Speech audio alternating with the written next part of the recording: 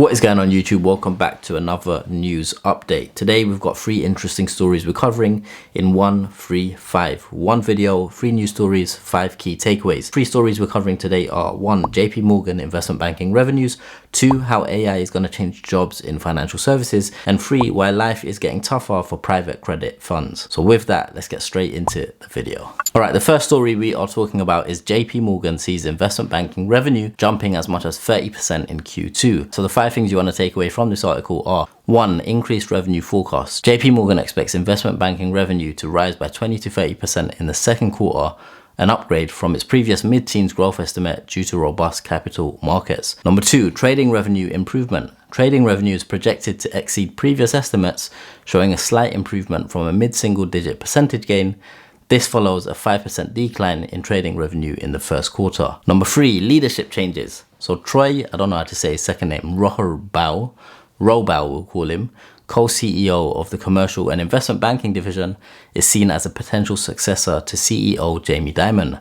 Other candidates include Jennifer Piepzak, Marianne Lake, and Marie Erdos, who used to or still runs the asset management business. Rohrbau and Piepzak have been working collaboratively in their roles since January. Alright, number 4, collaborative leadership approach. Rohrbau highlighted the cooperative nature of JPMorgan's leadership structure, contrasting it with the competitive dynamics often seen in other firms with co-heads. He and Piepzak manage their areas of expertise while jointly overseeing payments. And number 5, interest rate predictions. Rohrbau predicted that the Federal Reserve would delay interest rate cuts beyond the current market expectations. This follows the Fed's decision to hold interest rates steady and indicates potential rate cuts starting as late as December. Before we go on to the next story, I want to quickly let you know that I've launched a community called Finance Fast Track, and it's for 16 to 21 year olds interested in fast tracking their process to breaking into the industry. It will be linked in the video description below. A few things you can expect from the community are group coaching calls with me on a weekly or bi-weekly basis.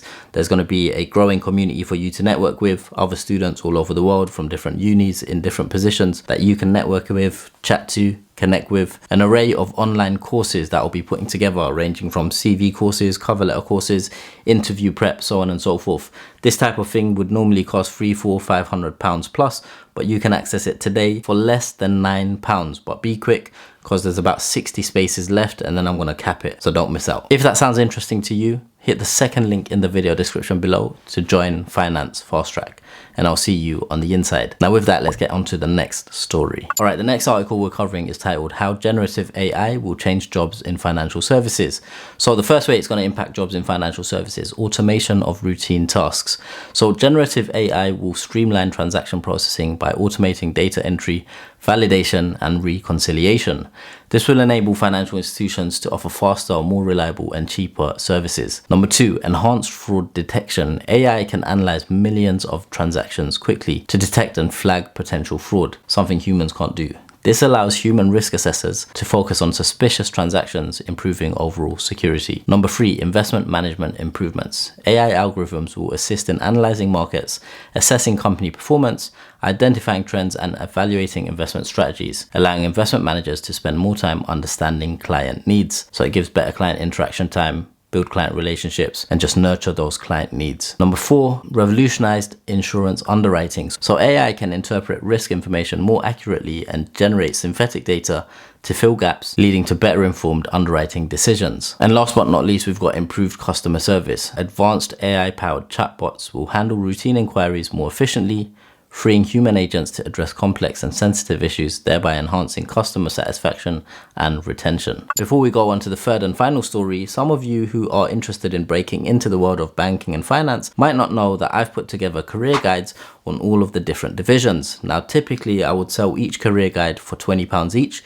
There's 9 of them, that would be £180. However, you can get all 9 career guides plus my Goldman Sachs CV and my Goldman Sachs cover letter, all for 30 quid. Now, if you're interested in that, hit the third link in the video description below.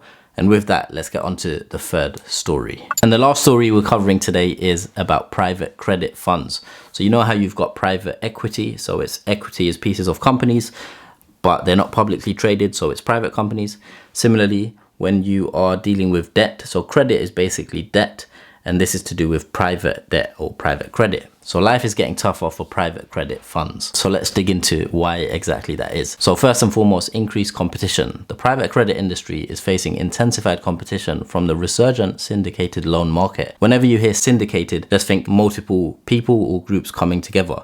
So the syndicated loan market is the loan market where lots of different people come together to syndicate loans. This forces direct lenders to tighten pricing and relax covenants, which are basically kind of like contracts, to stay competitive. There's also been a shift to complex deals. Direct lenders are moving towards smaller loans, new leveraged buyouts and refinancings that offer flexibility as they struggle to compete for larger, higher quality loans. Market flood and yield compression. So the private credit market has been flooded with investors, reaching $1.7 trillion in assets under management. This influx is likely to compress yields further, especially as the credit cycle deteriorates. Also, there's a worsening risk-reward profile. So the risk-reward profile for private credit is declining, with spreads on syndicated loans and high-yield bonds tightening due to higher investor demand, often more so than private loans. And last but not least, disparities among funds. So the commoditization, when we say commoditization, it just basically means when things are becoming bog standard, they're not as differentiated or different to everything else that's available as they once were. So when everything becomes commoditized, they're basically becoming common, less valuable, less different. So the commoditization of private lending will likely lead to greater outcome disparities, with larger platforms benefiting from their ability to originate more deals and diversify into other opportunities, while smaller funds may struggle to adequately compensate for increased risk. You basically have to take more risk to get a similar return that you once got for less risk once upon a time. If you enjoyed this video, don't just like the video, make sure you hit the first link in the video description below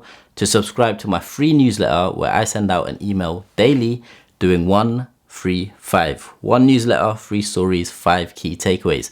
That way you can stay up to date and go into school, uni, college, the financial markets, work, whatever it might be, knowing what's going on in the world in an easy to digest, less than 5-minute read. So I'll see you on the inside. Peace.